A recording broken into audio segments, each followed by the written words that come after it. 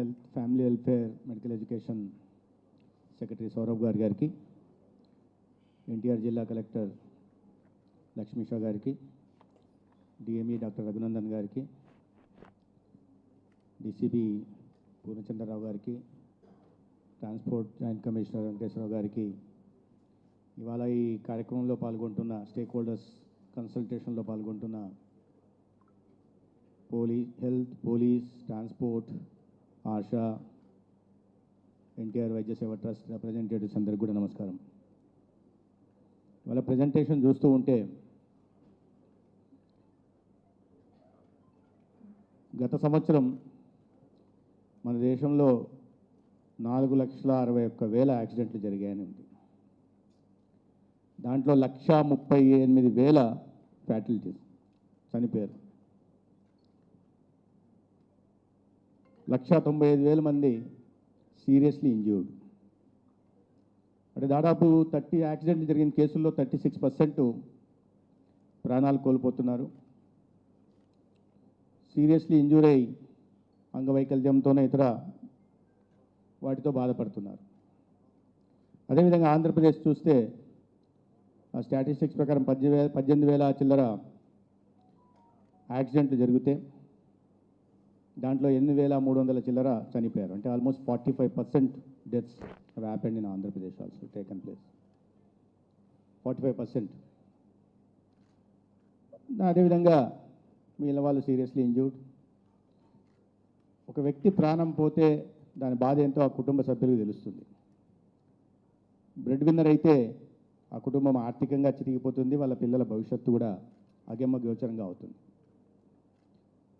ఇటువంటి పరిస్థితుల్లో ముందుగా మనం దృష్టి పెట్టాల్సింది యాక్సిడెంట్లు జరగకుండా తీసుకోవాల్సిన నిర్ణయాలు. ఇప్పుడు చేసాం. యాక్సిడెంట్లకు కావాల్సిన ఎన్నో కారణాలు చెప్పారు. ఆపోజిట్ డైరెక్షన్లో పోవచ్చు, డ్రంక్ అండ్ డ్రైవ్ కావచ్చు, లేకుంటే ఎక్కడ బ్లైండ్ స్పాట్స్ ఉండొచ్చు. రకరకాల కారణాల వల్ల ఇవాళ కొత్త హైవేలు రావడం, ఇన్ఫ్రాస్ట్రక్చర్లో మెరుగుదల కారణంగా స్పీడింగ్ పెరగడం, రకరకాల కారణాలు ఉన్నాయి. ఒకవైపు చూస్తుంటే చాలా చోట్ల డివైడర్ పై నుంచి వచ్చి ఆటో సడన్గా రోడ్డు మీదకి వచ్చేస్తుంటుంది. ఎక్కడి నుంచో లేదా పశువులు వస్తుంటాయి, లేదా అటువైపు రోడ్లో వెళ్తుంటే ఇటువైపు నుంచి ట్రక్ వెళ్ళి అటువైపు కొడుతుంది. మనం కీసరా టోల్గేట్ దగ్గర చూసాం. అతని బాధకి అతనికి అడ్వకేట్ వెళ్తుంటే ఆ ట్రక్ వచ్చి దీనికి వచ్చి దాని మీద పడిపోయింది, అక్కడెక్కడే చనిపోయారు. అనేక రకాల హ్యూమన్ ఎర్రర్స్తో మరణాలు సంభవిస్తే దాన్ని మనమేం కాపాడలేం. అది దేవుడు ఆ రకంగా రాశాడని అనుకోవచ్చు. కానీ చాలా వరకు మనం యాక్సిడెంట్ ఆపడానికి అవకాశం ఉంది. ప్రధానంగా యాక్సిడెంట్ అయిన తర్వాత ఆసుపత్రికి వస్తే సరైన వైద్యం, చికిత్స అందించడం మా పని. కానీ యాక్సిడెంట్లు జరగకుండా కాపాడాల్సింది మాత్రం ఖచ్చితంగా ట్రాన్స్పోర్ట్ డిపార్ట్మెంట్, పోలీస్ డిపార్ట్మెంట్. అందుకనే ఈ సమన్వయంలో అందరం we should all work in tandem. ఆ దిశగా యాక్సిడెంట్ తగ్గించే ప్రయత్నం చేయాలి. అయితే యాక్సిడెంట్లు కొన్ని చోట తప్పని పరిస్థితుల్లో జరిగినప్పుడు వాటిని ఆదుకోవడం కోసం కేంద్ర ప్రభుత్వం ఈ రకంగా రాహత్ కార్యక్రమాన్ని తీసుకోవడం. రాహత్ అంటే అందరికీ హిందీ తెలిసే ఉంటుంది, రిలీఫ్. దానికి పేరు ఏదో పెట్టారు, prime minister road accident victims hospitalization and assured treatment అని పెట్టారు. కానీ సింపుల్గా ఏంటంటే రాహత్ అంటే రిలీఫ్ ఇవ్వడం. ఎక్కడైనా యాక్సిడెంట్ జరిగితే వెంటనే రిలీఫ్ ఇచ్చే దిశగా ఇప్పటికే కేంద్ర ప్రభుత్వం అనేక రకాలుగా ఈ క్రిటికల్ కేర్ బ్లాక్స్ కానీ, లేకపోతే క్రిటికల్ కేర్ సెంటర్స్ కానీ, ట్రామా సెంటర్స్ కానీ దేశవ్యాప్తంగా మంజూరు చేస్తూనే నరేంద్ర మోడీ గారు మళ్ళీ యాక్సిడెంట్లు జరిగిన చోట వెంటనే వాళ్ళకి క్యాష్లెస్ ట్రీట్మెంట్ అందించడానికి తీసుకొచ్చిన కార్యక్రమం నిజంగా అభినందనీయం. మనము యాక్సిడెంట్లు జరగకుండా చూడాలి, జరిగిన తర్వాత వారిని వెంటనే గోల్డెన్ అవర్లో కాపాడుకునే ప్రయత్నం చేయాలి. నేను చెప్పిన సంఖ్య చాలా పెద్దగా ఉంది. అధికారికంగా వచ్చే సంఖ్యలు అనధికారికంగా ఇంకా కాస్త ఎక్కువ కూడా ఉండొచ్చు. అయితే ఈ క్రమంలో కేవలం హైవేలని కాకుండా, ఎక్కడ ఎటువంటి వివక్ష చూపకుండా, పేద ధనికాని కాకుండా ఎవరికైనా ట్రీట్మెంట్ అందించే ప్రయత్నం. మనమైతే ఒక ఇది పెట్టేస్తుంటాం, బెనిఫిషరీ ఉంటారు, బీపీఎల్ ఫ్యామిలీస్ మాత్రమే ఎన్టీఆర్ వైద్య సేవ కింద ఇస్తాం. ఇటు కాకుండా ఎటువంటి వివక్ష లేకుండా ఎవరైనా సరే వాళ్ళకి వైద్యం అందించే 1.5 లక్ష దాకా అందించే దానికి ఏదో గైడ్లైన్స్ పెట్టారు. 48 అవర్స్ లోపల, 24 to 48 అవర్స్ లోపల పోలీసు అథెంటికేషన్ ఇవి జరగాలి.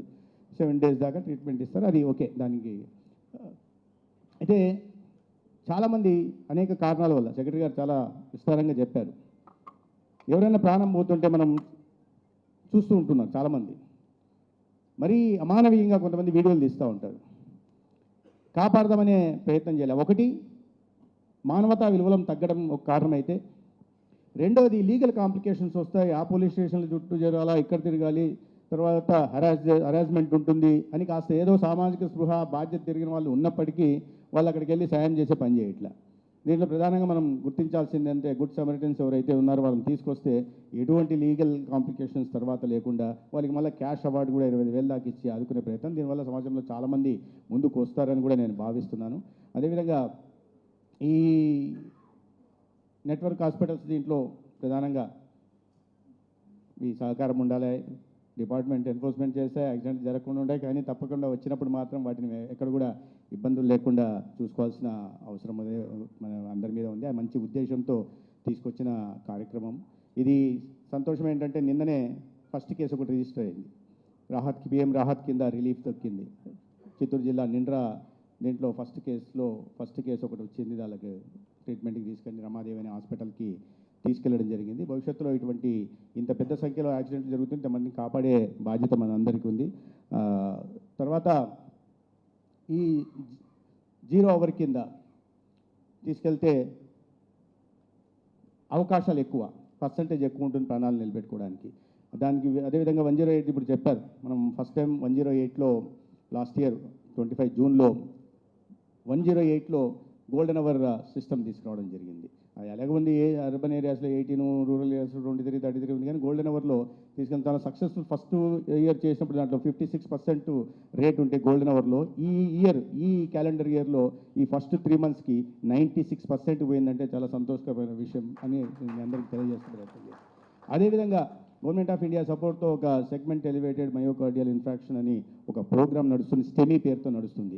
దాన్ని కూడా గోల్డెన్ అవర్లో ఎవరికైనా ఇబ్బంది వస్తే వాళ్ళని హాస్పిటల్కి తీసుకెళ్లే దిశగా, యాక్సిడెంట్కి సంబంధం లేదు, అది యాక్సిడెంట్ హెల్త్ రీజన్స్తో ఎవరికైనా ఇది వస్తే హాస్పిటల్ తీసుకెళ్ళడం, వెంటనే అక్కడ వాళ్ళకి లోయర్ హాస్పిటల్స్లో ఫెసిలిటీస్లో థ్రంబోలిస్ చేయడము, టెనెక్టెప్లేజ్ అని చెప్పి ఒక్కొక్క ఇంజెక్షన్ 45,000 విలువ చేస్తుంది. దాన్ని 66,700 ఇంజెక్షన్ కలెక్ట్ చేసి అన్ని చోట్ల సిఎస్సిలో ఏరియా హాస్పిటల్స్లో పెట్టడం జరిగింది. ఏదైనా పేషెంట్ తీసుకెళ్తే అక్కడ థ్రంబోలిస్ చేసి వాళ్ళని వెంటనే రిలీఫ్ ఇవ్వడం, స్టెబిలైజ్ చేసిన తర్వాత అవసరం అనుకుంటే హైయర్ హెల్త్ ఫెసిలిటీకి పంపించి ట్రీట్మెంట్ చేయడం. దీని కింద స్టెమీ కార్యక్రమం కింద 4,730 మంది హాస్పిటల్స్కి వస్తే దాంట్లో థ్రంబోలిస్ చేసుకునే వాళ్ళు కొంతమంది 119 వెళ్ళిపోతే మిగతా 4,000 దాదాపు 600 మందిలో 4,500 మందికి మనం గోల్డెన్ అవర్లో ప్రాణాలు కాపాడగలిగాం. ఒక 200 మంది ప్రాణాలు మాత్రమే పోవడం జరిగింది.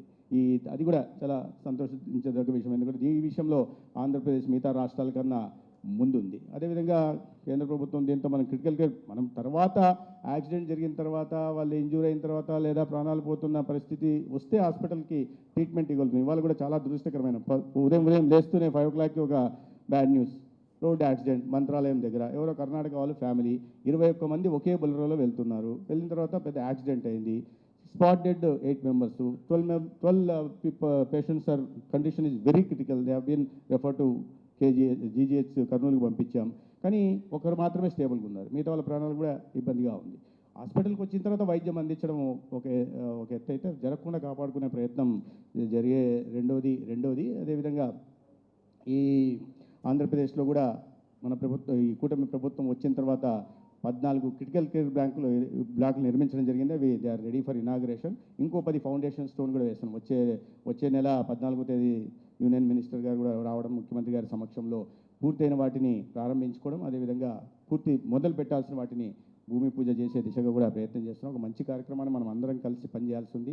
ఈ రాష్ట్రంలో యాక్సిడెంట్ల కారణంగా ప్రాణాలు పోకుండా కాపాడుకోవాల్సిన బాధ్యత మన అందరి మీద ఉందని తెలియజేసుకుంటూ, ఇవాళ ఇటువంటి మంచి కార్యంలో పాల్గొనడానికి అవకాశం కలిగించిన నిర్వాహకులకి ధన్యవాదాలు తెలియజేసుకుంటూ సెలవు తీసుకుంటాను.